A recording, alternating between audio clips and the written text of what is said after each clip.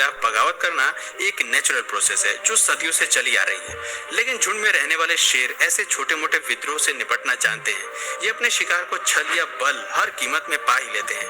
खैर, शिकार को पाना इनके लिए कोई बड़ी बात नहीं है, लेकिन अपनी सत्ता बनाए रखना एक अहम कार्य है जिसको लेकर एक शेर हमेशा अलर्ट पर रहता है, में होता ही नहीं है।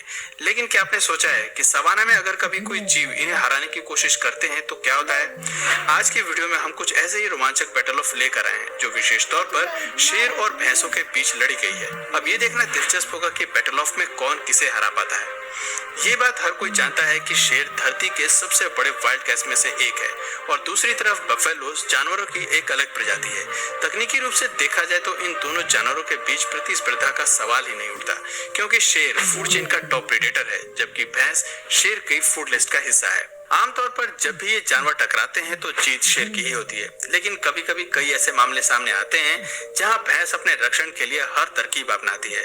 अब हम आपको कुछ ऐसी रोमांचक लड़ाइयां दिखाने वाले हैं। सबसे पहले भैंस और शेर के बीच होने वाली इस घमासान पर नजर डालिए, जहां एक शेरनी एक अकेले भैंसे को शिकार बनाने की कोशिश करती है। आप देख सकते हैं कि कैसे शेरनी ने भैंस पर पीछे से हमला किया है और वो उसे काटना शुरू करती है, लेकिन तभी भैंस के झुंड की नजर इस हमले पर पड़ जाती है। इस जीव का साथी दौड़ते हुए शेरनी की तरफ बढ़ता है और अपने सींग से उसे पंख की तरह हवा में उड़ा देता है। इस पहले हमले से उसका जी नहीं भरता और फिर शेरनी पर अपने सींगों से जानलेवा हमला करता है। इस बैक टू बैक हमले के बाद तो जरूरी है कि शेरनी बुरी तरह घायल हो गई होगी।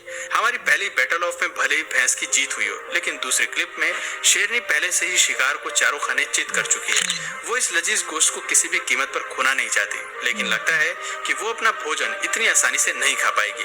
आप देख सकते हैं कि भैंस के परिजन कितने गुस्से में शेरनी की तरफ बढ़ते हैं और वो अपने साथी को शेरनी के चंगुल से बचाना चाहते हैं। पहला अटेम्प्ट फेल होने के बाद बफेलोस का झुंड एक बार और शेरनी की तरफ बढ़ता है, लेकिन उसकी दहाड़ और फुर्ती इन्हें पीछे हटने पर मजबूर कर देती है। हिम्मत करके एक बार फिर ये झुंड आगे बढ़ता है और शेरनी को घेरना शुरू कर देता है। हैरानी की बात है कि उस पर हमला करने के बजाय ये झुंड अपने साथी को खड़ा करने की कोशिश करते हैं और फिर शेरनी को डराने